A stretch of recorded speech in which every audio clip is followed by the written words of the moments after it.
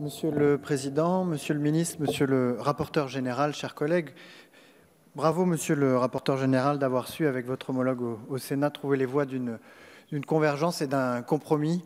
C'est autant de temps gagné pour les entreprises, les associations, les salariés de France qui pourront bénéficier des mesures de ce texte un peu plus rapidement que si nous avions dû nous engager dans une nouvelle lecture. Avec ce projet de loi de finances rectificative, nous consolidons le bouclier anti-faillite et anti-licenciement que nous avons construit lors des 2 précédentes éditions et nous donnons des armes aux entreprises pour affronter la crise. Au carrefour de la reprise et de la relance, nous intervenons de manière puissante, mais ciblée, pour accompagner les secteurs les plus violemment éprouvés par la crise, l'automobile, l'aéronautique, le tourisme, la presse, les nouvelles technologies, en les soutenant dès aujourd'hui, tout en préparant en même temps la transition industrielle que le Président de la République a appelée de ses vœux pour demain. Les Français le savent et soutiennent massivement ces mesures. Parce que les collectivités locales seront au cœur de la relance, nous leur donnons de vrais moyens d'action. Je pense au mécanisme de la compensation pour le bloc communal et aux avances pour les départements, mais aussi aux milliards d'euros qui devraient être consacrés au soutien à l'investissement des collectivités territoriales. Nous saluons les mesures exceptionnelles visant à sauvegarder l'emploi et à préserver le patrimoine entrepreneurial de la France. Ce texte prévoit un plan d'apurement des dettes et d'exonération des cotisations et contributions sociales d'une ampleur inégalée. Ce plan, dont l'étalement peut atteindre une durée de 36 mois, permettra de lisser dans le temps les effets de la crise sur la trésorerie des entreprises afin de leur permettre de préserver l'emploi. Pour les entreprises et les commerces les plus affectés par la crise, nous allons plus loin encore. Les charges sociales, dont le report avait été décidé au printemps, seront finalement annulées pour les mois de février à juin 2020 et s'accompagneront d'une aide au paiement de l'ensemble des cotisations et contributions dues à l'URSSAF pour l'année 2020. Les travailleurs indépendants, les artistes, auteurs et les interprètes conférenciers bénéficieront également d'exonérations ou des réductions de cotisations.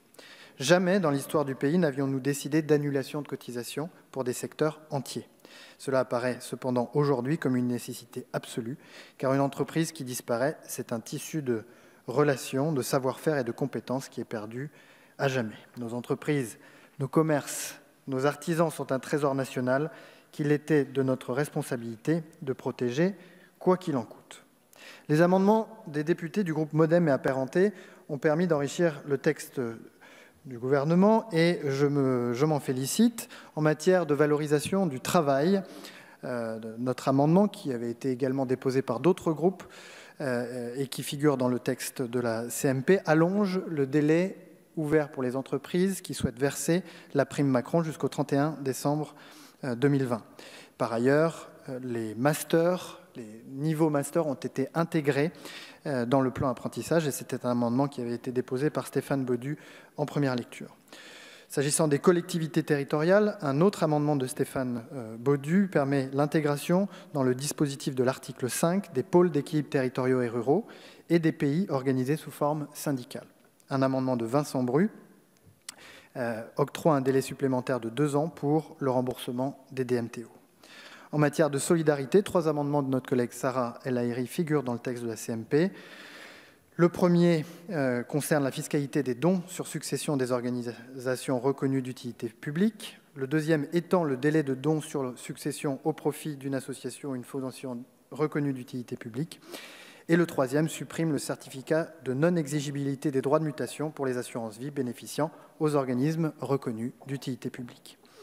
En matière de transition écologique, un amendement de Bruno Duverger augmente l'incitation fiscale à l'incorporation dans les carburants d'éther méthylique et d'acide gras. Et l'amendement de Patrick Mignola crée une conditionnalité aux aides en fonds propres accordées aux plus grandes entreprises.